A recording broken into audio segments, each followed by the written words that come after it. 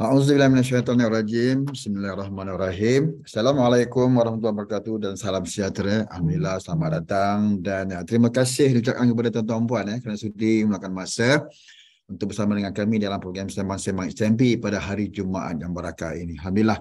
Saya Muhammad Zaki Ajalwi, Menteri Moderator Anda, dan topik yang dikongsikan pada pagi ini cukup menarik ya tuan-tuan. Harta sepencarian.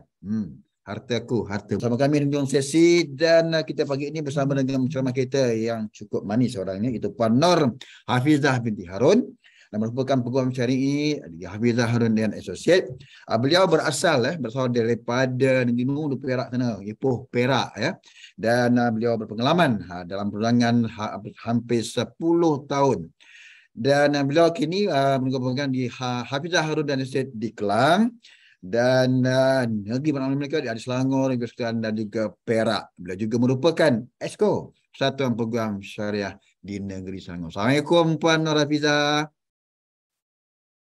Waalaikumsalam warahmatullahi wabarakatuh. Encik Muhammad Zaki. Sihat? Alhamdulillah sihat, tu dia suaranya pun daripada orang Ipoh kita ya. Okey, Puan nak panggil Puan Nur ke Puan Hafizah ni, lebih dimesti panggilnya ni? Saya biasa orang panggil Puan Hafizah. Puan Hafizah Okey, pun Puan Hafizah. boleh. Alright, pada pagi ini kita akan berkongsi dengan para peserta kita dalam sesi Sembang-Sembang Bina.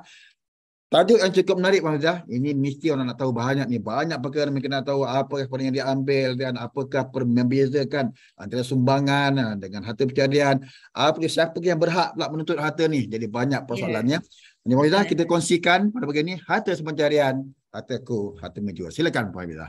Terima kasih Encik Muhammad Zaki Haji Alwi, moderator pada hari ini. Mula-mula sekali, Assalamualaikum warahmatullahi taala wabarakatuh. Saya ingin pertamanya saya mengucapkan terima kasih kepada pihak ASNB kerana sudi menjemput saya pada hari ini untuk sharing sedikit ilmu lah ya, tentang tajuk harta pencarian, hartaku hartamu jua. Okey, jadinya untuk kita pada hari ini bukannya saya nak macam antara mensyarah dan juga anak murid, bukan, tapi kita sekadar orang kata apa, sekadar santai. Sekiranya puan-puan dan tuan-tuan yang mendengar saya sesi saya sepanjang saya memberikan pencerahan tentang sesi ini, puan-puan dan tuan-tuan, dan boleh untuk mengemukakan soalan di ruangan chat. Sekiranya saya boleh masukkan sedikit soalan dan memberikan jawapan pada waktu tersebut, InsyaAllah saya akan buat. Dan kalau tak sempat, kita akan pergi ke sesi yang terakhir nanti ya. Okey, tanpa membuang masa, saya akan teruskan kepada sesi sharing kita pada hari ini berkaitan dengan harta pencarian. Okey.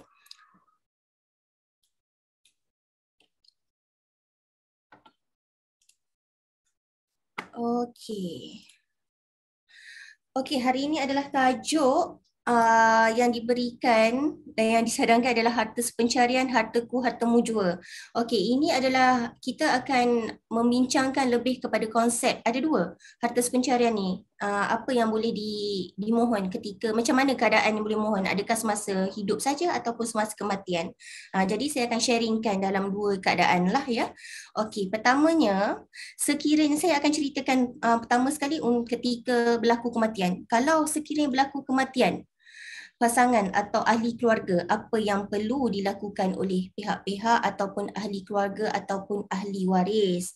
Ini adalah perkara-perkara yang umum dan mustahak juga. Ini kita tak termasuk lagi ya dalam ruang lingkup harta pencarian ni. Ini saya ceritakan secara umum. Sekiranya berlaku kematian, apa yang perlu dilakukan? Yang pertama, pengkebumian. Biasalah ya. Okey, sekiranya berlaku kematian, pengkebumian perlu dilakukan oleh ahli waris. Okey. Pengurusan jenazah ni untuk memastikan urusan si mati daripada upacara mandi, kafan, jenazah, solat jenazah sehingga pengebumian berjalan lancar. Waris juga perlu melunaskan bayaran berkaitan urusan jenazah seperti bayaran ven jenazah, ambulan, bil hospital, upah gali kubur dan lain-lain lagi.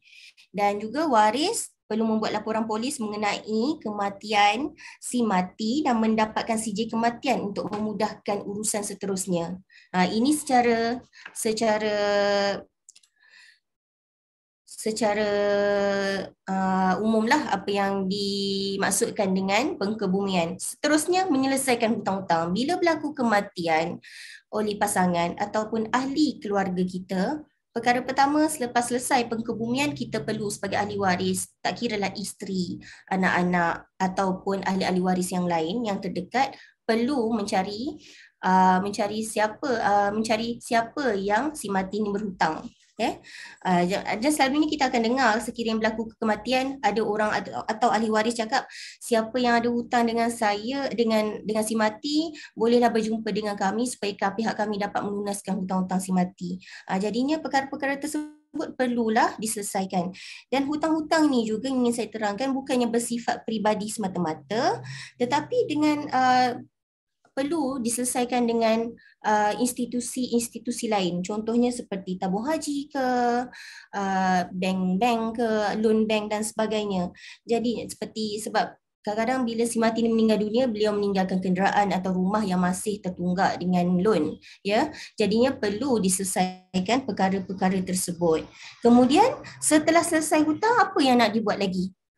Seterusnya tuntutan harta pusaka. Jadinya isu harta pencarian diletakkan di dalam tuntutan harta pusaka. Ia termasuklah hibah, wasiat, infak, wakaf dan sebagainya untuk tuntutan harta pusaka ini. Dan akhir sekali adalah pembahagian faraid. Dan saya mungkin akan jelaskan sedikit-sedikitlah tentang satu-satu isu ini secara umum saja sebab kita memfokuskan hari ini kepada harta pencarian. Okey, untuk mula-mula sekali kita fokuskan kepada tuntutan harta pusaka. Saya akan pergi secara roughly untuk pertama tuntutan pusaka merangkumi hibah, wasiat, harta sepencarian seperti mana yang ada di Mahkamah Syariah sekarang ini. Ya. Yang pertama kita tengok kepada tuntutan harta pusaka iaitu hibah. Apa maksud hibah ni? Okey. Hibah ni bermaksud pemberian sama ada dalam bentuk ain atau selainnya. Ia merangkumi hadiah dan sedekah. Ya. Ia bermaksud juga pemberian sama ada ketiga-tiga istilah ini mempunyai pengertian yang hampir sama. Perbezaannya dari aspek tujuan pemberian yang mana sedekah ialah satu pemberian yang bertujuan untuk mendapat pahala tetapi hibah ni adalah satu bentuk yang lain. Dia juga adalah suatu akad yang mengandungi pemberian milik oleh seseorang secara sukarela terhadap hartanya kepada seseorang yang lain pada masa hidupnya tanpa balasan. Okey. Apa rukun-rukun hibah ni? Ini saya secara ringkas saja ya. Okey, rukun hibah ni adalah pemberi hibah, penerima hibah, barang yang dihibah dan sirah. Iaitu sirah ni apa? Lafaz akad. Sirah ijab dan kabul ya. Okey.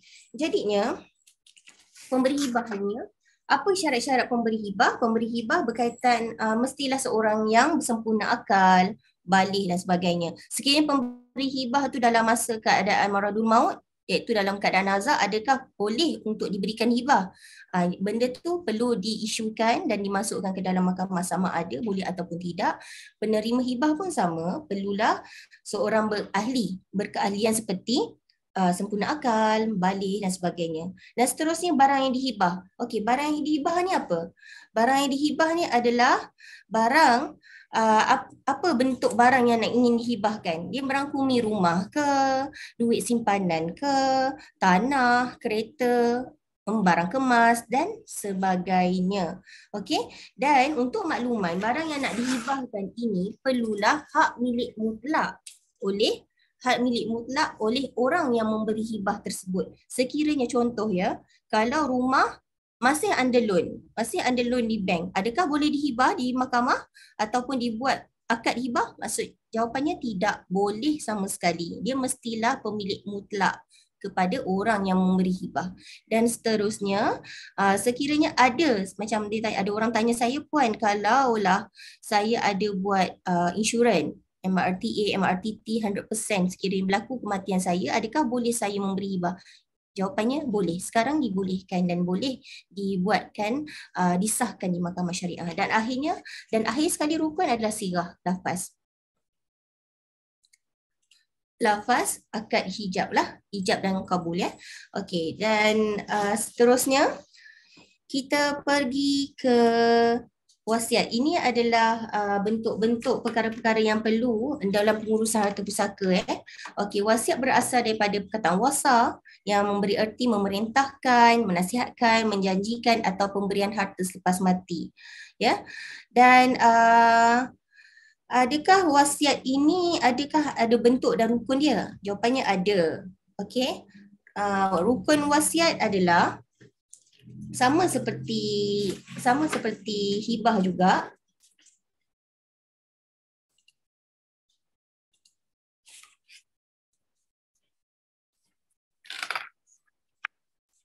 Dia ada pemberi, penerima, barang yang diingin, harta ataupun barang yang ingin diwasiatkan, dan juga lafaz, iaitu lafaz akad sirah lah, ijab dan qabul ya.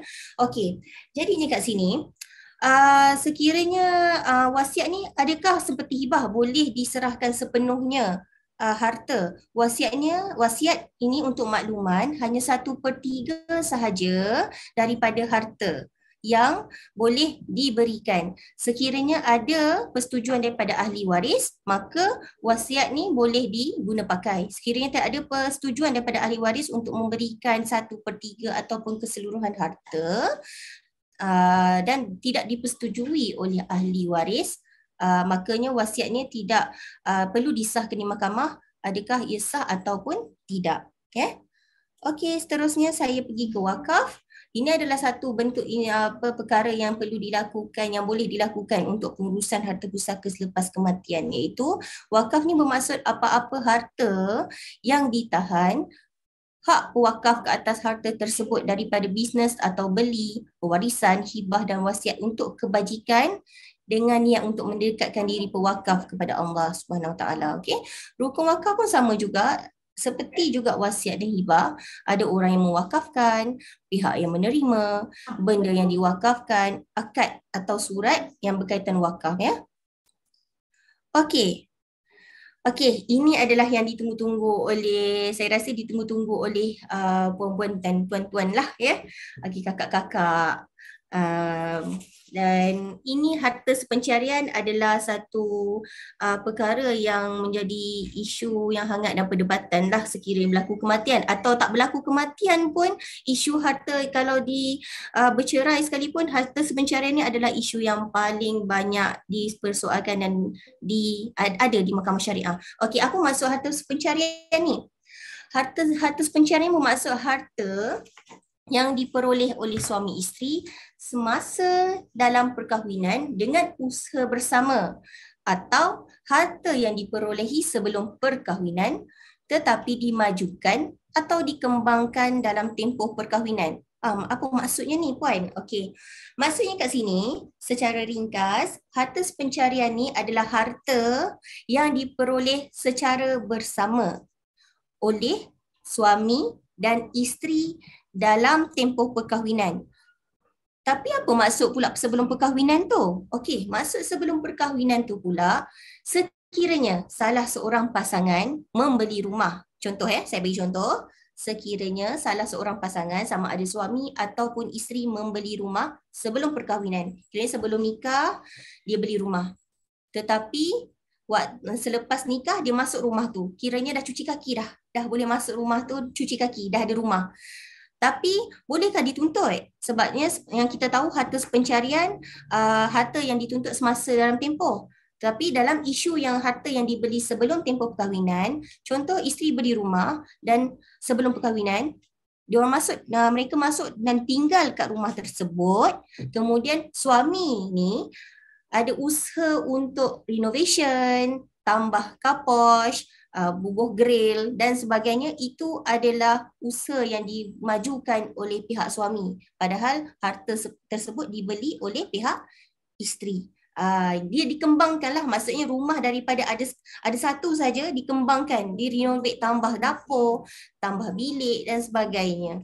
Ya, itu tetap dikira sebagai harta sepencarian. Okey. Okey, kehendak undang-undang. Apakah kehendak undang-undang yang akan dilihat berkaitan dengan harta sepencarian ni? Ya.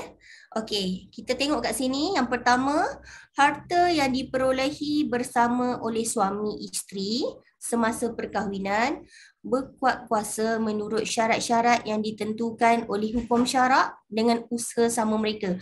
Macam saya kata sebentar tadi, harta seperti rumah, tanah, kereta dan sebagainya diperolehi semasa tempoh perkahwinan pihak-pihak dan sama-sama diusahakan oleh kedua-dua pihak. Contoh, sebagai contoh, isteri dan suami beli rumah atas nama bersama, loan bersama dan sama-sama sumbangkan ke atas harta tersebut. Okey.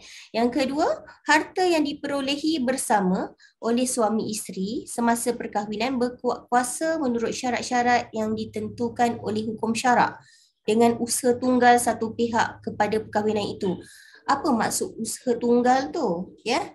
Maksud usaha tunggal adalah usaha yang disumbangkan oleh salah seorang suami ataupun isteri. Ya. Jadinya kalaulah ada pihak-pihak yang nak buat tuntutan di mahkamah syariah, mahkamah akan lihatkan kepada perkara tersebut. Adakah usaha kepada pemilikan ataupun sumbangan ke atas harta itu adalah usaha tunggal ataupun usaha bersama. Maksud usaha tunggal ni senang je, saya bagi contoh. Saya bagi contoh, suami dan isteri beli rumah dan rumah tersebut adalah dibeli oleh isteri semasa tempoh perkahwinan dan loan adalah loan isteri. Kadang-kadang yang banyaknya adalah loan macam biasanya loan kerajaan, contohnya lah LPPSA dan sebagainya. 100% loan rumah tersebut adalah isteri.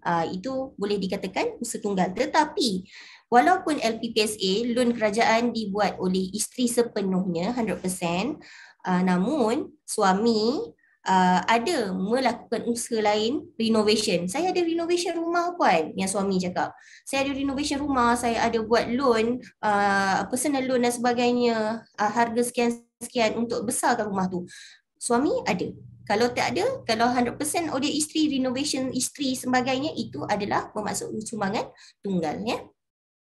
Yang seterusnya, harta yang dipunyai oleh satu pihak sebelum perkahwinan yang telah dimajukan pada sebahagian besarnya dalam masa perkahwinan itu berkuat kuasa menurut syarat-syarat yang ditentukan oleh hukum syarak oleh pihak yang satu itu dengan usaha bersama suami isteri. Okey, maksudnya yang itu antara yang saya dah katakan sebentar tadilah, perkahwinan yang dimajukan pada sebahagian besarnya dalam masa perkahwinan itu berkuat kuasa oleh pihak satu itu atau dengan usaha bersama. Mahkamah akan lihat adakah bila masuk mahkamah ni, mahkamah akan lihat adakah usaha kepada pemilikan dan juga ketika tinggal di rumah tersebut adalah usaha satu tunggal satu pihak ataupun dua-dua. Jadi masing-masing perlu kemukakan pembuktian di mahkamah. Kalau secara mulut sahaja tak bolehlah, mahkamah tak akan terima. Sebabnya apa-apa mahkamah jenis mahkamah syariah, even mahkamah sivil sekalipun, setiap apa yang dikatakan dan diisukan oleh kita di mahkamah perlulah dibuktikan. Ya. Okey. Ketika dalam menentukan harta pencarian ni, ya. Apakah ada dua perkara mahkamah akan lihat, sumbangan langsung dan sumbangan tak langsung. Contohnya tadi saya akan ada bagi tahu, okey, bila masuk mahkamah, okey, mahkamah akan tengok adakah usaha tu usaha tunggal atau usaha bersama. Dalam usaha tu juga mahkamah akan lihat sumbangan yang dibuat, sumbangan langsung, sumbangan tidak langsung. Apa maksud sumbangan secara langsung dan sumbangan secara tidak langsung ni? Okey.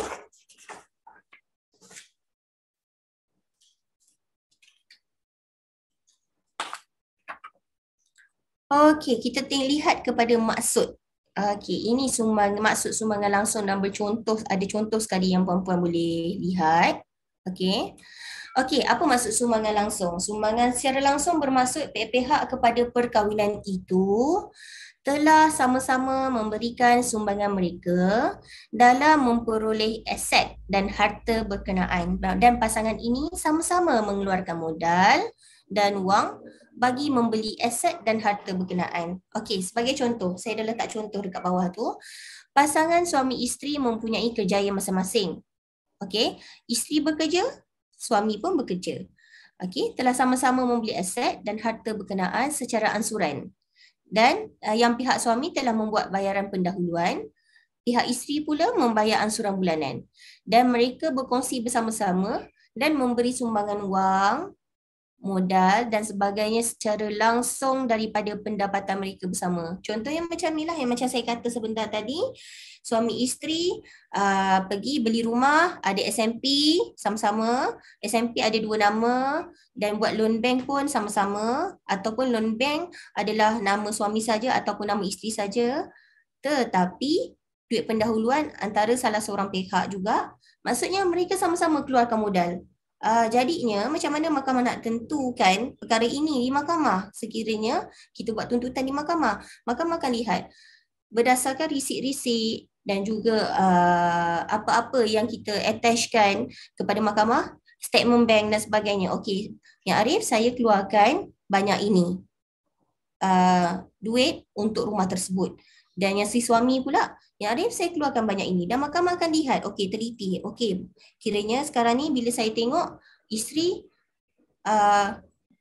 kononnya harga rumah 100,000 lah, saya buat secara ringkas 100,000. Okey, mahkamah lihat, oh, okey, isteri 50,000, suami 50,000. Jadinya sumbangannya mahkamah akan tetapkan, okey, 50% kepada isteri, 50% kepada suami.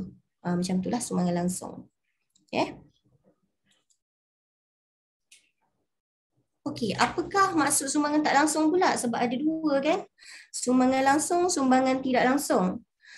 Sumbangan tak langsung ni bermaksud suatu sumbangan bukan berbentuk wang atau benda, tetapi mendatangkan dan menghasilkan harta atau aset tertentu. Sumbangan ini sama ada melalui idea, dalam bentuk idea, dorongan, nasihat, memberi semangat, menjaga keselesaan, menimbulkan ketenteraman dan sebagainya kepada pasangan satu lagi yang berusaha secara langsung dan berjaya mendapatkan harta dan aset itu. Okey, nanti saya akan jelaskan sikit. Okey, kita bagi contoh dulu. Kita tengok contoh dia. Sebagai contoh, pihak suami ni bekerja, ada pendapatan tetap bulanan dan dapat beli apa macam aset seperti rumah, kereta, harta, dan suami tersebut membayar secara ansuran. Manakala isteri ni tak bekerja, dia suri rumah. Tapi walaupun dia tidak bekerja tetap ataupun dia berniaga online dan sebagainya, tapi dia tetap memberikan sumbangan dengan menjaga rumah tangga, menjaga keluarga, masak, memelihara anak-anak, ambil anak sekolah, hantar anak sekolah, menunaikan tanggungjawab perkahwinan, sehingga pasangan dia berjaya memiliki aset. Maksudnya macam ni, okey, isteri ni tak bekerja, dia duduk rumah jaga anak dan mendatangkan ketenteraman kepada si suami ni semasa tempoh perkahwinan untuk dapat naik pangkat. Bila naik pangkat dapat tambah lagi duit bulanan, gaji bulanan. Bila tambah gaji bulanan boleh nak membeli rumah. Jadi mahkamah akan lihat perkara-perkara tersebut. Tetapi macam mana mahkamah nak lihat, dengan sudut apa? Sebentar lagi saya akan cerita dengan lebih jelas ya. Jadi maksud sumbangan tak langsung tu macam tu maksud dia. Ya. Okey. Saya nak tambah sikit. Untuk sumbangan langsung ni, selain daripada yang ada di dalam skrin ini, ya, sumbangan langsung ini juga kita boleh muka-mukakan ke mahkamah dari sudut dia menggunakan nama aset, menggunakan nama dalam aset. Contoh, isteri tak bekerja, ya, ataupun dia ada buat berniaga online dan sebagainya, tetapi suami letakkan namanya dalam SMP, walaupun loan sepenuhnya nama suami. Okey, jadi kat sini mahkamah akan lihat jugalah sumbangan itu adalah dikira sumbangan langsung. Seterusnya, menggunakan pengaruh diri. Contoh, walaupun isteri tak bekerja, suami bekerja, namun isteri latar belakang keluarganya adalah daripada golongan bangsawan dan sebagainya. Contohnya dia adalah daripada kerabat-kerabat yang diraja, ada nama kan. Jadinya suami ni bekerja, dapat naik pangkat ataupun pekerjaan dia menjadi mudah disebabkan pengaruh latar belakang, pengaruh isteri berdasarkan latar belakang keluarga isteri itu sendiri. Mahkamah akan lihat perkara itu juga. Maksudnya itu sumbangan langsung lah juga daripada isteri walaupun isteri tidak bekerja. Okey, seterusnya mengeluarkan wang, membayar deposit dan membayar ansuran bulanan, itu yang saya terangkan sebentar tadi lah. Seterusnya macam saya katakan tadi, menggunakan nama bapa keluarga yang mempunyai pengaruh tertentu. Macam saya jelaskan sebentar tadi. Seterusnya membuat pinjaman dengan syarikat tempat pasangan bekerja. Okey, pinjaman syarikat yang contoh suami dan isteri.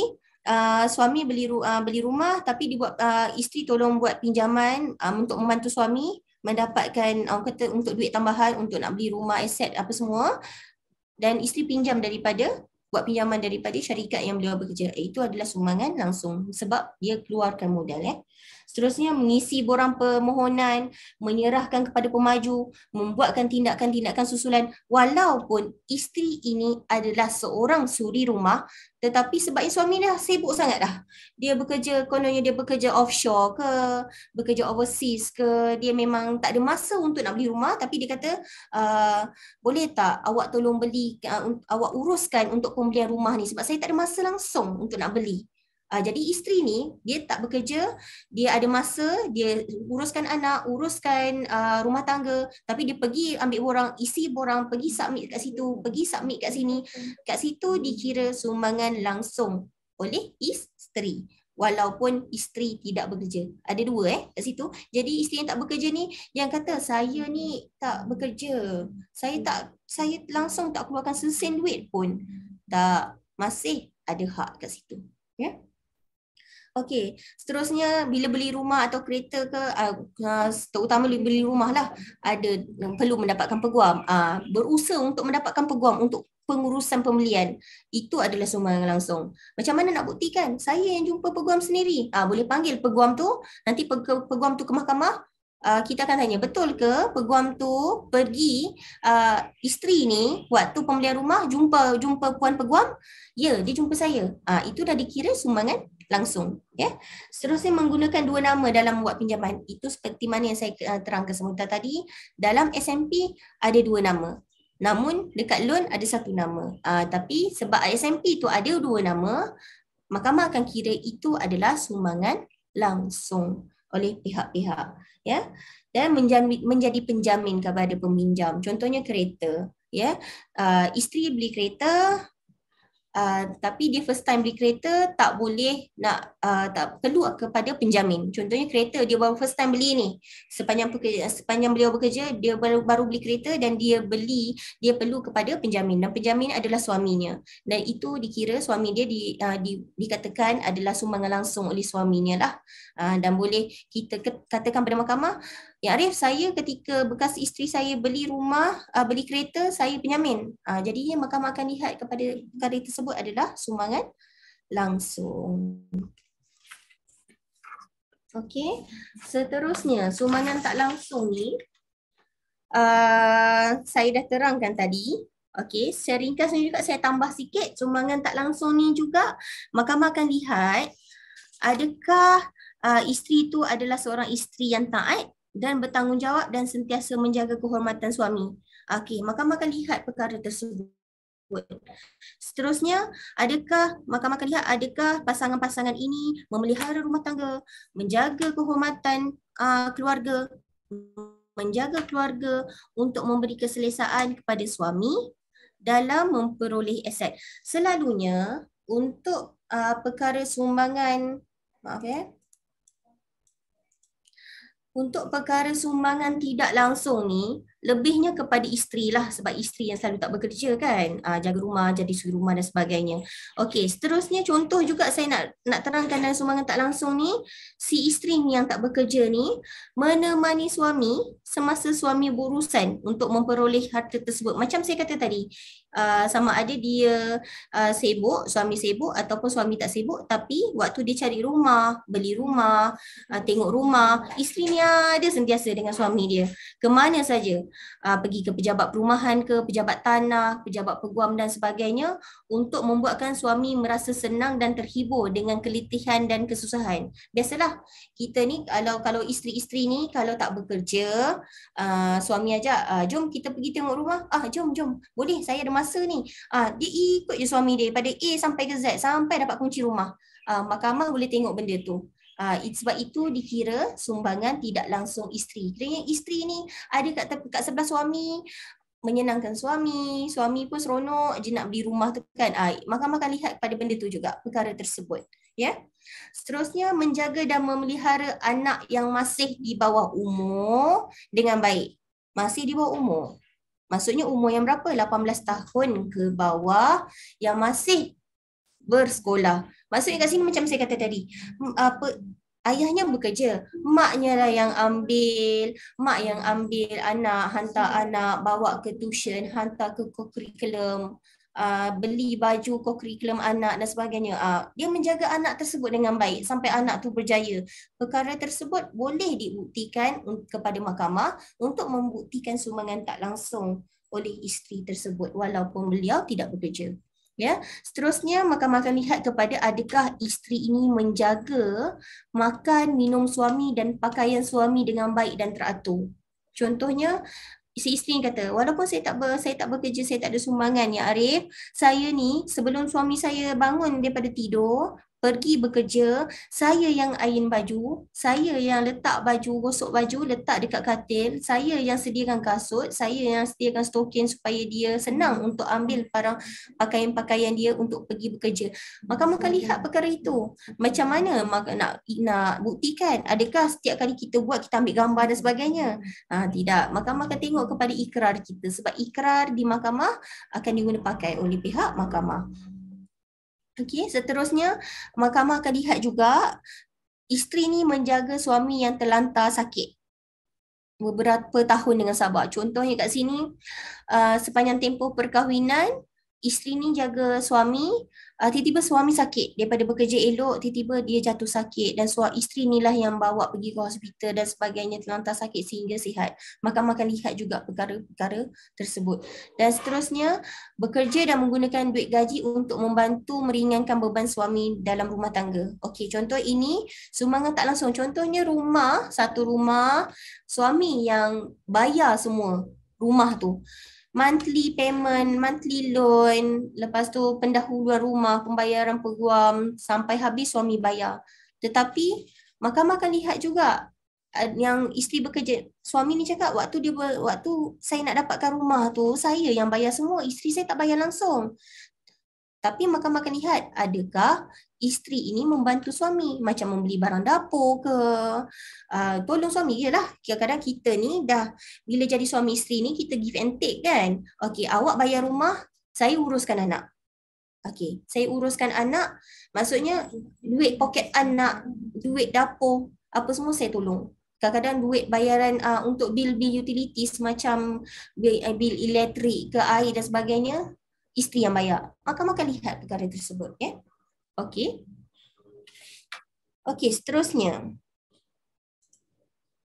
Apakah harta yang boleh dituntut sebagai harta pencarian? Tadi saya duk kata rumah, tanah itu je kan. Tak ada harta lain ke puan yang boleh dituntut ni sebagai harta pencarian ni? Ada dua perkara kita boleh tengok ya. Yang pertama adalah harta alih, harta tak alih, dan yang seterusnya harta alih. Ada dua perkara. Harta tak alih itu masuk tanah, rumah, perkara yang kata yang tak boleh nak dialih lah. Rumah tu memang kat situ je. Tanah dan sebagainya. Harta alih apa dia?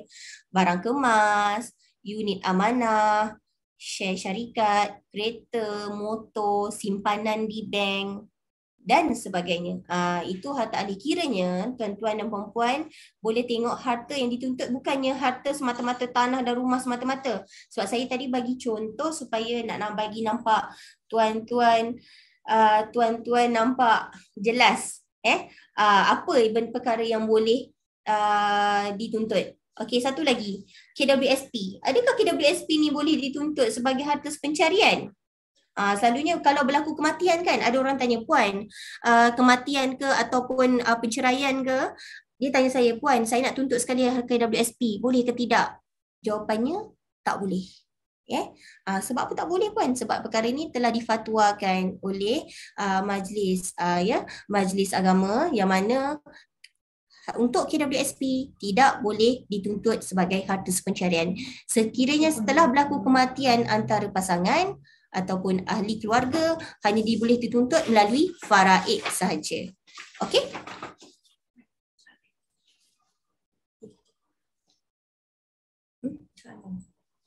Soalan. Okey, tak silap saya ada soalan ya yang ditanya oleh kita punya penonton. Ya, dalam chat tu apa ni Pak? Betul, dalam chat ya. Namanya Rozali Encik Rozali. Selepas 55 tahun, EPF maksudnya KWSP lah boleh keluar cash semua. Adakah dikira harta pencarian atau semua hak suami saja? Sebelum 55 tahun memang ikut penama. Macam saya katakan tadi lah. Saya dah bagi jawapan dah. KWSP tak boleh dituntut sebagai harta pencarian. Tetapi kalaulah si isteri ni dia nak tuntut juga ke mahkamah, mahkamah memberi ruang dan peluang untuk dia tuntut. Tetapi jawapan dan keputusannya adakah boleh ataupun tidak, jawapannya sekarang ni mengikut fatwa tidak boleh dituntut sebagai harta sepencarian. Ya.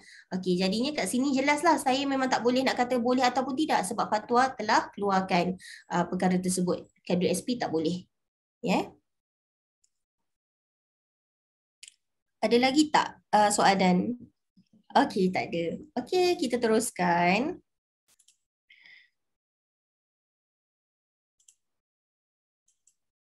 Okey, siapakah yang berhak untuk menuntut harta pencarian dan bilakah tuntutan boleh dibuat? Okey.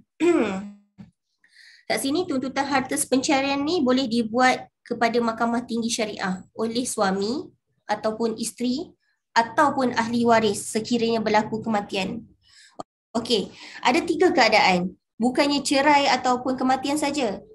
Sekiranya tuntutan harta pencarian boleh dibuat semasa tuntutan poligami. Contoh, saya bagi contoh ya. Si suami ingin memohon poligami di mahkamah. Baru nak mohon poligami, dia tak kahwin lagi ni. Dia tak lari pun pergi ke Thailand untuk nak kahwin luar negara, pernikahan luar negara, dia tak pergi. Dia melalui satu prosedur yang ditetapkan oleh undang-undang. Dia pergi buat permohonan dulu sebelum dia nak kahwin dua ni. Dia masuk ke mahkamah. Okey, dalam kat situ bila dia masuk, dia akan letaklah tentang nafkah dan sebagainya. Si isteri ni pula, isteri pertama, bila dia dapat permohonan poligami daripada si suami, bila dapat permohonan poligami pada si suami, dia boleh kemukakan dia nak tuntut juga harta pencarian, iaitu harta yang diperoleh semasa tempoh perkahwinan pihak-pihak. Kiranya sebelum si suami dia benarkan, dia izinkan ni suami dia berkahwin lagi satu, kiranya memang isteri yang bagus lah ni, dia benarkan. Tapi dengan syarat saya nak rumah saya nak rumah supaya ada ada kata saya dan anak-anak ni ada tempat tinggal, tempat berteduh untuk saya dengan anak-anak walaupun awak dah kahwin lain. Saya benarkan, tapi saya nak harta. Boleh tak nak dituntut harta pencarian? Boleh maksudnya. Maksudnya semasa tuntutan poligami. Dan ada satu soalan, adakah kalau pihak-pihak tu dah kahwin lain dekat selatan Thailand, macam contohnya kat Naratiwat dan sebagainya lah, kat Songkla ke, tiba-tiba isteri pertama ni balik-balik dia tahu suami dia dah ada isteri baru. Tapi ada harta ni, boleh tak dia nak tuntut? Maksudnya yang si isteri pertama ni perlu mendapatkan bukti bahawa suami dia dah berkahwin lain. Maksudnya dapat bukti macam mana? Adalah apa-apa bukti si jenikah siam ke apa ke, dia pergi ke mahkamah, ya saya ada bukti ni, suami saya dah kahwin lain ni, suami saya dah amalkan poligami, tapi dia tak buat pengesahan dan dia tak mohon kebenaran ke mahkamah, tapi saya nak tuntut harta pencarian saya. Kalau tak, saya takut anak saya nak tinggal mana nanti. Jadi kat sini mahkamah boleh benarkan, tapi mesti ada pembuktian bahawa suami tersebut dah berkahwin. Kalau saya rasa suami saya dah kahwin lah, tapi ada bukti tak puan, saya tak ada bukti. Tapi saya nak mohon harta pencarian, boleh ke tidak? Jawapannya tak boleh. Mesti ada bukti.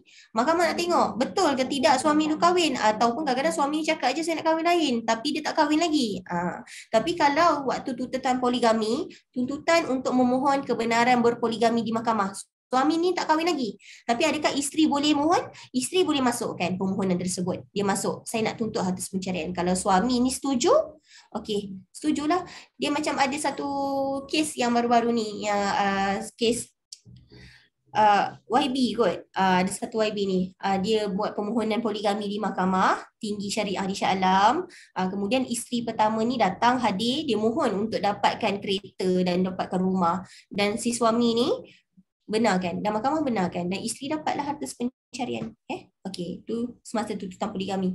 Yang ini selepas penceraian. Saya rasa kalau selepas penceraian memang tahu dah lah, kalau selepas penceraian memang kalau ada harta, ada aset, memang isteri ataupun suami boleh menuntut.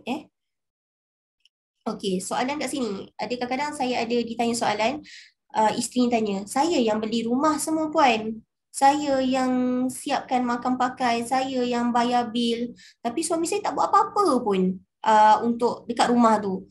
Bayar pun tidak, renovation saya, semua saya. Tapi boleh ke suami saya nak mohon? Padahal rumah tu nama penuh nama saya, tak ada nama suami. Jawapannya boleh. Sebab rumah tersebut diperoleh semasa tempoh perkahwinan. Tetapi persoalan dia, berapa banyak suami tu dapat? Adakah dapat sikit ataupun tak dapat langsung? Kat situ peranan isteri, kalau suami ni mohon juga, peranan kepada isteri ni perlu kepada pembuktian ke mahkamah lah. Contoh kalau macam suami pula yang bayar sepenuhnya, isteri tak buat apa, tapi isteri jaga rumah, boleh ke tidak? Jawapannya mestilah boleh, sebab dia ada dekat bahagian sumbangan tak langsung tu. Mahkamah akan lihat kat situ. Okey, dan seterusnya selepas kematian. Okey, untuk harta pencarian ni boleh dibuat selepas kematian pihak suami atau isteri oleh ahli waris. Contohnya kat sini, sekiranya berlaku kematian pasangan kita, sama ada suami ataupun isteri. Contohnya si suami meninggal dunia, isteri ni ada anak, dan suami ni pun ada ibu dan ayah yang masih hidup. Okey, maksudnya kat sini isteri akan berlawan dengan anak-anak dan juga ibu bapa si suami. Maksudnya kat sini kalau ada berlaku kematian, orang-orang yang berkelayakan untuk menerima faraid perlu diletakkan sebagai pihak-pihak untuk kes tuntutan harta pencarian selepas kematian. Okey, ada soalan lagi tak dalam chat? Tak ada Okey. Saya teruskan. Okey, kita teruskan. Macam mana mahkamah nak tentukan kadar ni dalam pembahagian harta ni? Banyak benda mahkamah nak tentukan. Okey, yang pertama, kadar pembahagian harta pencarian berdasarkan takat sumbangan yang diberikan oleh satu-satu pihak itu, dan ia juga akan ditentukan oleh mahkamah berdasarkan faktor yang berikut. Yang pertama, takat sumbangan yang dibuat oleh pihak-pihak dalam bentuk wang, harta atau kerja dalam memperoleh harta tersebut. Okay, kat situ mahkamah akan lihat. Saya dah terangkan sebentar tadi kan. Kalau tak faham boleh tanya saya dalam ruangan chat. Okey, seterusnya apa-apa hutang yang terhutang oleh salah satu pihak yang dilakukan bagi manfaat kebaikan mereka bersama, usaha bersama. Dan seterusnya keperluan anak-anak yang belum dewasa dalam perkahwinan itu. Perkara-perkara ini telah saya jelaskan tadi dalam konteks sumbangan langsung, sumbangan tak langsung, si isteri tolong buat pinjaman di syarikat dia ataupun dia sendiri buat pinjaman loan, buat loan peribadi untuk nak membantu suami. Macam suami dah habis dah duit ni, dah beli rumah, nak bayar duit bulanan, tapi untuk perkara-perkara lain, untuk nak beli kereta ke ataupun nak buat tambahan, nak pergi bercuti ke, dia tak ada duit. Jadi isteri ni buat loan untuk nak tambahkan keselesaan. Itu mahkamah akan lihat juga.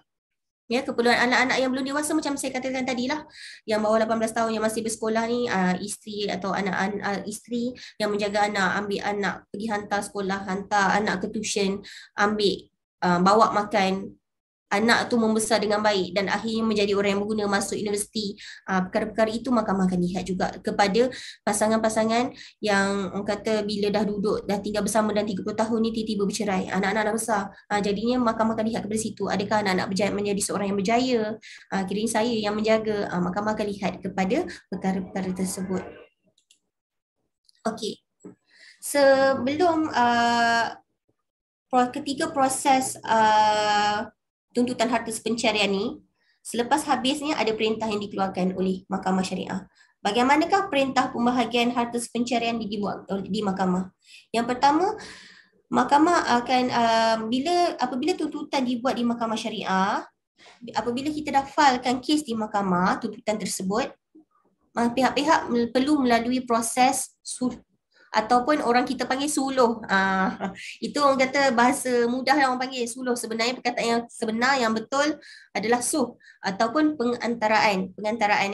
Dengan cara pengakuan, kiranya mereka akan pergi ke mahkamah, berjumpa dengan pegawai mahkamah iaitu pegawai suh tu, dengan cara pengakuan penyerahan hak kepada satu pihak lagi, seperti si suami mengaku bahawa rumah tu atas pencarian tapi dia tak mahu menuntut. Sebaliknya nak lepaskan hak itu kepada bekas isteri dan anak. Contohnya, isteri ni mohon harta pencarian satu rumah, ya. Dia pergi buat dia filekan ke mahkamah melalui peguam ataupun dia sendiri dan sebagainya. Mahkamah akan bagi satu tarikh untuk hadir ke majlis suh ni, ya.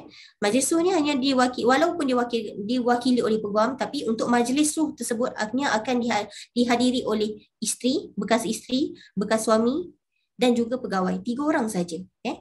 Okey, kat situ akan berlaku kata discussion lah ataupun perbincangan sama-sama. Mula pihak isteri ingat suami nak melawan. Dia nak juga rumah tu, tapi dalam sesi suluh tu kata, tak apalah tuan. Dia kata dengan pegawai mahkamah, saya tak nak menuntutlah rumah tu. Saya nak lepaskan hak saya ni, saya nak bagi 100% kepada bekas isteri saya. Okey, bila cakap macam tu, bila mahkamah dengar, okey, maksudnya selesai. Kes tersebut selesai dan boleh di-endorsekan di hadapan mahkamah. Jadi datang sehari je, selesai dah. Dia perkara-perkara ni jadi panjang. Kalau pihak-pihak ni ada dakwa sini, ada pihak ni dakwa saya ni keluarkan banyak duit. Saya pun. Bila mahkamah dengar macam tu, banyak dakwa-dakwi dan banyak kata isu-isu yang dibangkitkan sepanjang tempoh perkahwinan. Mahkamah kata, tak apalah, sesi suruh ni memang tak berjaya lah. Masuk depan hakim lah. Kiranya apa-apa perkara yang diisukan, buktikan depan hakim. Itu kira tak berjaya. Kalau berjaya sehari je dah selesai. Tu saya kata proses-proses di mahkamah ni sebenarnya tak memakan masa sekiranya pihak-pihak ni bekerjasama. Dia akan ambil masa, kadang-kadang kita dengar mahkamah syariah lambat lah sampai 3 tahun, 4 tahun, turun naik mahkamah 6 tahun pun ada, 7 tahun pun ada. Disebabkan apa? Disebabkan di isu-isu ini dia nak bangkitkan tak puas hati. Mulalah ada drama turun naik mahkamah tu akan berlangsung dengan panjang. Seterusnya mahkamah akan dalam perintah mahkamah akan lihat kepada pembayaran secara bayaran balik, iaitu apabila diakui sebidang tanah, contoh apabila diakui sebidang tanah ialah harta sepencarian, tetapi si suami atau si isteri mahu memiliki terus tanah itu, maka siapa yang ingin terus memiliki tanah itu hendaklah mengulang kesemula wang kepada pihak satu lagi yang telah dibayar semasa pembelian tanah itu. Okey, contoh. Tanah dibeli sebanyak 50,000. Dibeli oleh pihak suami. Okey, sebidang tanah ni. Okey. Bila masuk ke mahkamah, isteri ni nak tanah tu. Dia kata, saya nak tanah tu. Saya dapat berapa persen, 20%, 50% boleh. Saya nak tanah tu dalam bentuk nilaian. Suami ni kata pula, saya tak setuju. Saya nak awak beli tanah tu sepenuhnya. Saya tak ada masalah. Awak beli atau kita tukar tanah tu. Tukar nama atas tanah tu. Isteri setuju. Jadi boleh. Tapi dengan syarat dia perlu bayar 50,000 balik kepada si suami yang beli. Dia setuju, jadinya boleh secara bayaran balik. Ataupun apabila turun naik mahkamah tengok nilaian rumah ataupun tanah adalah 50,000. Tetapi mahkamah menghakimkan, memberi keputusan bahawa isteri mendapat 50%, suami mendapat 50%, nama ditukarkan kepada suami, tapi isteri perlu bayar, suami perlu bayar kepada isteri 50% tu. Contoh, harga tanah 50,000 harga tanah 50,000, mahkamah punya keputusan sumbangan isteri adalah 25%, suami 25%. Okey, tapi suami ni nak tanah tu, okey, kalau kau nak tanah tu kau bayar aku 25,000 sebab yang mahkamah dah keluarkan keputusan 50% bahagian kau. Macam itulah kiranya orang kata dia bayaran balik. Satu lagi, Perintah pembahagian harta sepencarian adalah secara penjualan. Kita mohon untuk mahkamah membuat keputusan rumah tersebut ataupun kereta tersebut perlulah dijual. Boleh, dan hasil jualan tersebut perlulah dibahagi sama rata ataupun mengikut takat sumbangan yang dikeluarkan oleh pihak mahkamah. Contoh, suami isteri tidak mahu memiliki suatu harta tapi mahukan bahagian tersebut untuk dijual, maka mahkamah akan lihat perkara tersebut. Sebelum seterusnya, mahkamah akan lihat secara dibahagi dua dalam keadaan kedua-dua belah pihak suami dan isteri telah sama-sama menyumbang dalam memperoleh harta tu. Itu macam saya terangkan sebentar tadi lah. Mahkamah akan lihat kepada sumbangan langsung, sumbangan tak langsung. Adakah bila mahkamah dah tengok di akhir perbicaraan, okey, kiranya isteri keluarkan banyak ni, 50%, suami 50%. Jadi dalam keadaan itu mahkamah memerintahkan bahawa suami isteri ini mendapat 50% untuk sumbangan dan isteri juga 50%. Dan seterusnya, pertimbangan mahkamah dengan mengambil kira kadar yang munasabah dan takat sumbangan pihak-pihak. Okey, jadinya macam saya katakan tadi, mahkamah juga akan menilai kadar yang munasabah yang dikeluarkan oleh pihak-pihak dan takat sumbangan langsung ataupun tak langsung yang dikeluarkan oleh pihak-pihak pasangan masing-masing. Okey, contohnya kat sini, kalaulah ini saya bagi, ini adalah untuk yang kita nampak antara pasangan suami isteri. Kalaulah tuntutan tu melibatkan kematian, isteri ni nak memohon rumah, isteri nak memohon rumah, dia lawan dengan adik-beradik arwah, sebabnya ibu dan ayah arwah dah meninggal dunia. Yang ada waktu itu waris penerima faraid adalah anak-anak si mati dengan adik-beradik si mati. Macam mana keadaan mahkamah lihat? Jadi mahkamah akan lihat perkara yang sama juga.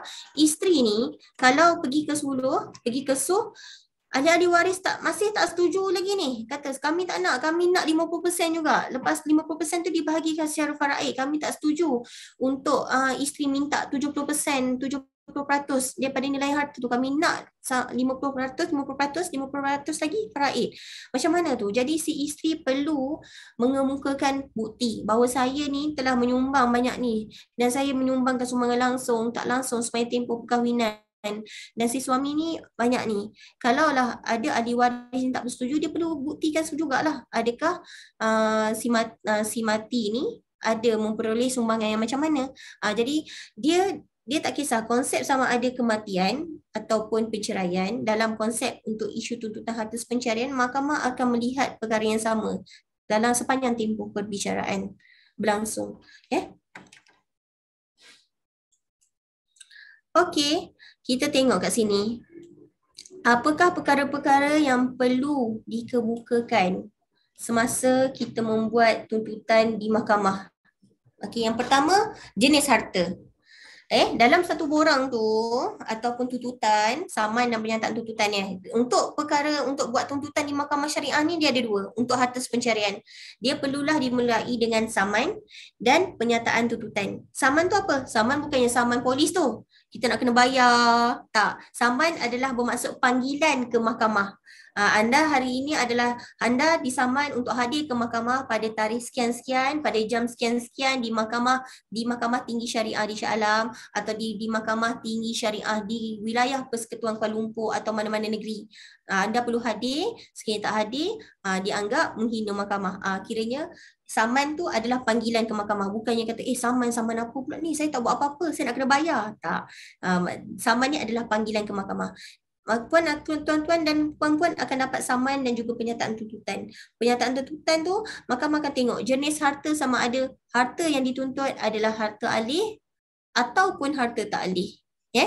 Lepas tu dekat situ juga dalam pernyataan tuntutan juga perlu diletakkan setakat banyaknya sumbangan dalam pemilikan harta tersebut. Okey, dalam pernyataan tuntutan tu juga perlu dijelaskan secara basis ataupun secara asas. Ketika sepanjang tempoh perkahwinan, saya sebagai seorang isteri kepada pihak defendant telah menyumbangkan,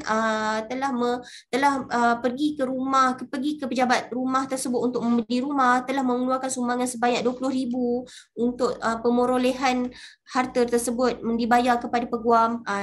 Yang tu kena diterangkan dalam pernyataan tuntutan. Dan seterusnya dokumen-dokumen perlu diletakkan, perlu diattachkan kepada mahkamah. Macam contoh kita nak tuntut rumah. Tapi tak letak apa-apa. Tak letak. Rumah mana ni? Ada alamat je. Mahkamah tak akan terima. Jadinya dokumen-dokumen pembelian seperti SMP ataupun kalau tak ada SMP hilang puan. Macam mana ni? Cukai pun boleh. Ataupun bil utility seperti bil elektrik ataupun bil air ke ataupun Unify ke yang ada alamat dekat rumah tersebut. Itu permulaan. Tapi dalam perbicaraan tak nak kena cari yang lain-lain. Tapi ini untuk permulaan, untuk nak kemukakan tuntutan ni, untuk mula-mula sekali perlu dimasukkan antara dokumen-dokumen tersebut. Kalau saya tak ada, kalau tak ada SMP tebal ni pun tak apa. Masuk dia punya muka depan saja. Janji mahkamah tengok, oh okey, SMP ni ada nama pasangan dia. Mahkamah boleh terima. Janji nanti waktu perbicaraan baru masukkan yang lain-lain. Seterusnya saksi-saksi yang boleh menerangkan bagaimana pemilikan harta aset itu sama ada berpunca daripada usaha bersama atau usaha tunggal satu pihak. Kat sini macam inilah, selain kita kemukakan dokumen atau bukti-bukti semasa perbicaraan, kita nak buktikan pada mahkamah, saksi juga memainkan peranan penting. Kalau ada saksi, perlu kemukakan saksi. Saksi tu mestilah saksi yang boleh mendengar, yang boleh nampak ataupun dia tahu, ataupun dia sendiri bawa pasangan-pasangan ni pergi bayar rumah. Dia sendiri ikut. Kalau hearsay, sekadar dengar cakap, contohnya, saya ni adik kepada plaintiff. Awak tahu ke? Awak tahu ke berapa banyak? Yang saya tahu yang diceritakan oleh pihak plaintiff banyak ni. Yang diceritakan tu tak kuat. Memang mahkamah tak akan terima. Okey, seterusnya bukti-bukti tanggungan salah satu pihak seperti hutang piutang atau anak-anak dalam jagaan. Okey, contohnya saya sendiri pun contoh dalam tuntutan tu perlu dijelaskan sepanjang tempoh kata pemerolehan ataupun pemilikan harta tersebut atau rumah tersebut, saya juga ada menanggung anak-anak, persekolahan anak-anak, pembelanjaan sekolah anak, ada menanggung bil-bil yang tertunggak. Benda-benda tu perlu dijelaskan di dalam tuntutan. Kalau tak dijelaskan dalam tuntutan, tiba-tiba nak kemukakan isu tersebut ketika perbicaraan, mahkamah tak akan benarkan. Sepatutnya untuk urusan-urusan perkara-perkara asas yang penting perlu dimasukkan di dalam tuntutan. Tak perlu cerita jelas, tapi mesti ada perkara asas supaya di dalam keterangan boleh diceritakan. Kalau tak ada dalam tu, nak cerita dalam keterangan nanti tak boleh, tak dibenarkan oleh mahkamah. Jadi rugilah kat situ. Okey, ada tak apa-apa soalan ke apa lagi dekat ruangan chat? Okey, reason untuk Q&A. Okey, Q&A Okey, kita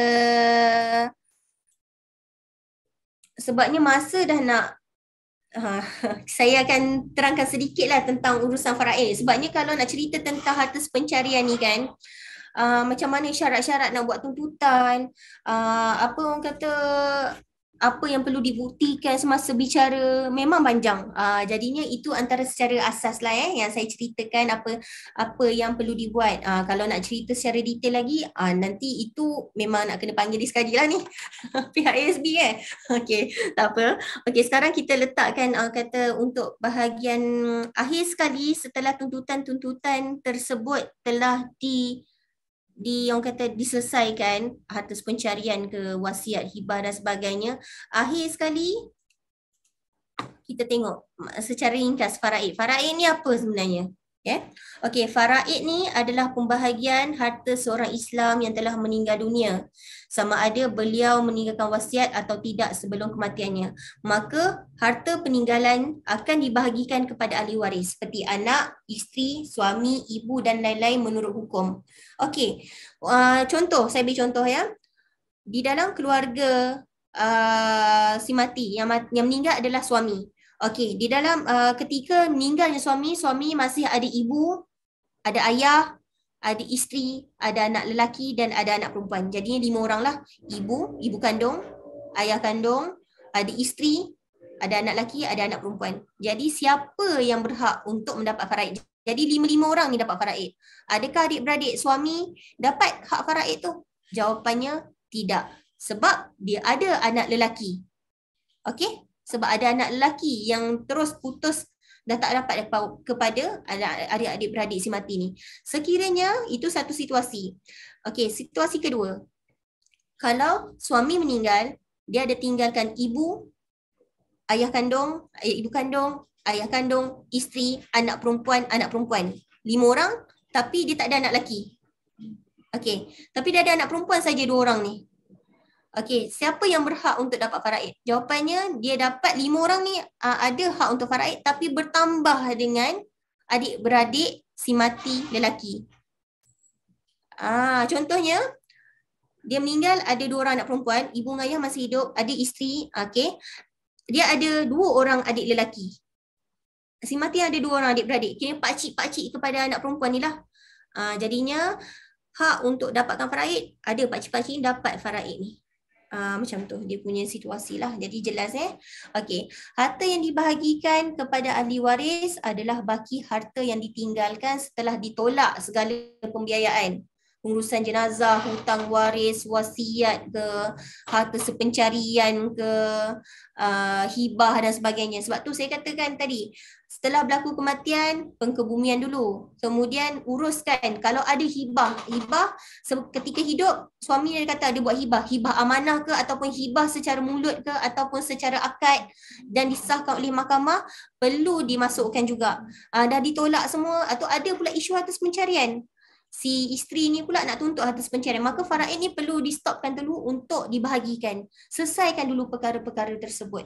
Bila harta pencarian ni mahkamah dah keluarkan keputusan, okey, daripada situ barulah diselesaikan untuk bahagian faraid ni Okey.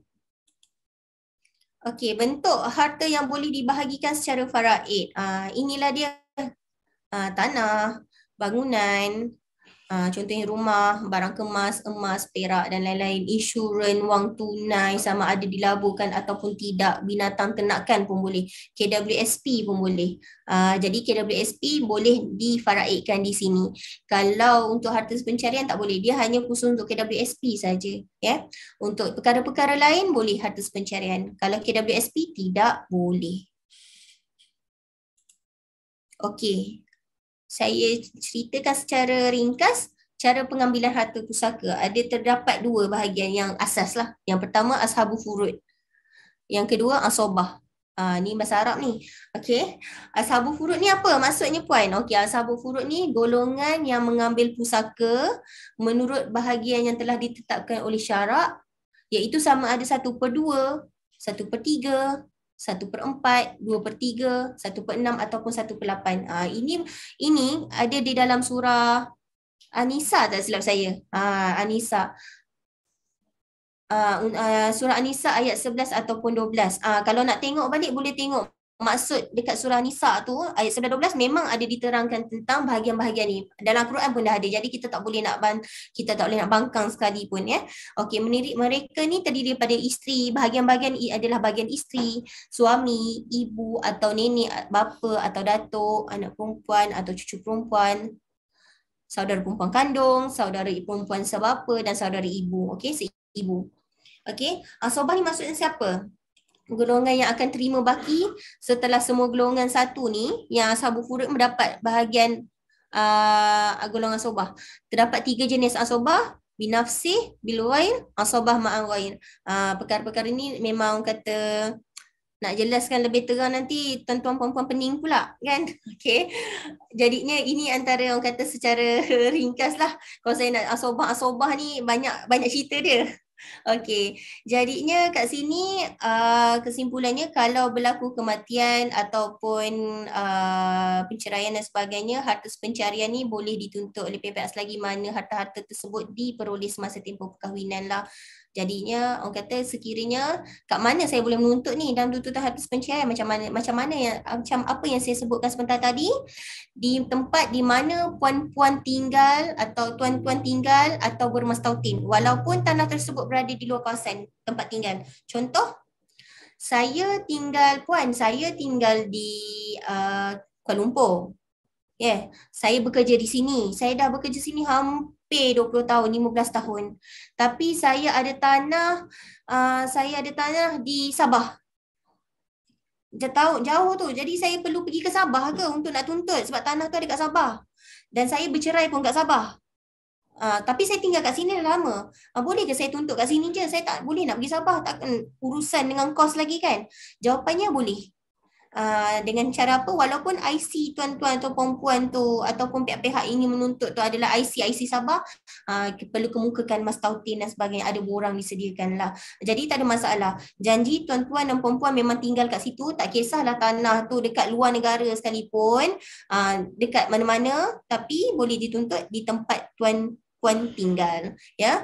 Dan untuk bidang kuasa adalah di Mahkamah Tinggi Syariah Negeri-Negeri, bukan di mahkamah rendah.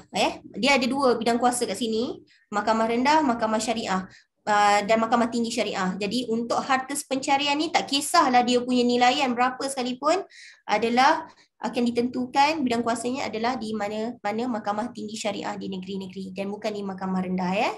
Okey. Jadi saya rasa masa macam cukup Encik Muhammad Zaki. Macam cukup je. Sebenarnya ada lagi tapi macam saya rasa saya kena skipkan sikit. Jadinya saya rasa setakat itu saja sharing saya. Terima kasih. Saya serahkan kepada moderator saya. Okey, terima kasih Puan Hafizah di atas perkongsian perkongsi kita pada pagi ini cukup menarik. Banyak persoalan-persoalan yang ditimbulkan oleh peserta-peserta kita. Masa tidak mencukupi. Tak apa, okey, kita akan bersama dengan Puan Hafizah sebentar saja lagi untuk sesi Q&A. Sebelum saya nak pergi kempen, baik kita kembali bersama dengan Puan Hafizah. Alright, Puan Hafizah. Untuk sesi Q&A kita. Tu dia Puan Hafizah kita. Banyak tadi ilmu, info-info yang menarik ya yang dikongsikan bersama. Mungkin ada pertanyaan yang kita nak tambah lagi. Alright, Puan Hafizah, kita pergi kepada Rozali tadi. Rozali mungkin banyak yang bertanya. Dia bertanya mengenai dengan ratio pula Puan Hafizah. Ratio harta sementara ini adakah semestinya 50-50 ataupun boleh ke dia menjadi 30-70 ke? Contohnya sebabkan sumbangan isteri 70% ataupun sumbangan isteri hanya 30%. Silakan Puan. Okey, bagi menjawab soalan daripada Encik Rozali ni, ratio ataupun percentage yang mahkamah akan keluarkan dalam perintah ni, dalam harta pencarian, adakah semestinya 50-50? Jawapannya tidak. Tidak semestinya 50-50. Macam saya katakan tadi, mahkamah akan lihat kepada sumbangan. Sekiranya sumbangan yang dapat dibuktikan, sebab mahkamah akan lihat perkara yang dibuktikan. Macam saya kata, kalau sekadar cakap je saya, yang cakap pada Yang Arif, saya dah keluarkan banyak ni, 50%. Mana buktinya? Tapi bukti dia hanya sekadar 20% saja yang dia dapat buktikan. Jadi mahkamah akan dapat 20%, 20% saja. 80% lagi pasangan lain. Ada juga 5%, ada juga 10%. Dia bergantung kepada pembuktian kita dan juga apa yang kita cakap. Kita kata, okay, saya dah keluarkan 50%, 60%, 70%. Ada bukti. Baru mahkamah akan keluarkan. Dia tak semestinya 50-50. Dia boleh kepada ratio-ratio yang lain. Yes, bergantung kepada pembuktian. Pembuktian, ya betul. Anda ada punya mahkamah. Okey, itu Encik Rozali, jawapan daripada Puan Hafizah dan seterusnya soalan daripada jawablah soalan tersebut. Yes, betul. Okey, Nur Syahirah Sakinah, Maskuri panjang namanya. Kita panggil Syahirah je lah kot. Okey, Puan, dia nak bertanya berkenaan harta semencarian. Contoh katanya suami berkahwin lain. Okey. Isteri ingin menuntut harta semencarian tetapi isteri mempunyai kes insolvensi. Okey. Bagaimana Puan? Isteri boleh menuntut hak tersebut? Ya, ada kes insolvensi. Kiranya dah dipanggil insolvensi lah tu untuk orang kata datang untuk nak buat bayaran balik ke apa kan, sebab bankruptcy dan sebagainya. Okey. Kalau dia untuk proses untuk tuntutan harta di mahkamah syariah ni, mahkamah tak melihat kepada bankrupt ke ataupun ada kes insolvensi. Okey. Mahkamah akan melihat kepada sepanjang tempoh perkahwinan pihak-pihak. Bukannya, contoh, pihak-pihak ni beli rumah sebelum seketika tempoh perkahwinan dan lepas bercerai tu ataupun sebelum bercerai barulah isteri tu ada insolvensi kes dekat insolvensi. Jadi tapi benda tu tak tak mendatang, tak menjejaskan pun haknya. Masih boleh dituntut. Kalau walaupun dia insolvensi tapi dia masih bayar, tak ada masalah sebabnya walaupun ada orang, setengah orang, walaupun dia ada insolvensi tapi dia masih ada duit dan berkemampuan untuk membayar rumah dan sebagainya. Kan? Dalam contoh itu, dia boleh buktikan, tak ada masalah untuk kes insolvensi tu. Kalaulah dinyatakan oleh pihak lawan, contohnya bekas suami kata tak boleh ni Arif sebab dia ni ada kes insolvensi. Tapi yang perempuan ni pula kata, bekas isteri kata, walaupun saya ada insolvensi, saya mengaku tapi saya masih membayar dengan baik. Harta tersebut saya insolvensi tu kes lain, bukannya harta rumah tu. Boleh. Walaupun harta rumah tersebut boleh juga sebab mahkamah akan nilai daripada sebelum pihak si isteri ni ada kes. Mahkamah lihat nilaikan juga kat situ. Jadi tak ada masalah, nak tuntut boleh. Okey, boleh je. Alright, okey Syahirah, tak ada masalah. Dia bukan berdasarkan pada kes tapi berdasarkan kepada keputusan dari pihak mahkamah lah. Ya Puan Izzah kan? Okey, kita pergi soalan yang seterusnya. Datangnya daripada saudara Azizul Hamidah. Oh, saudari ni, Azizul Hamidah ni. Okey, dia bertanyakan dengan mohon Puan pencerahan berkaitan dengan deklarasi harta sepajaran ini. Silakan Puan.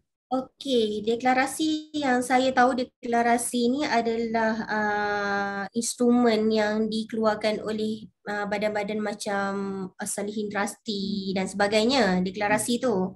Okey. Dia boleh diguna pakai, tetapi dia punya fungsi ni saya tak tahu sangat tentang Salihin dia punya di instrumen dan sebagainya kan, sebab kita tak bekerja kat situ.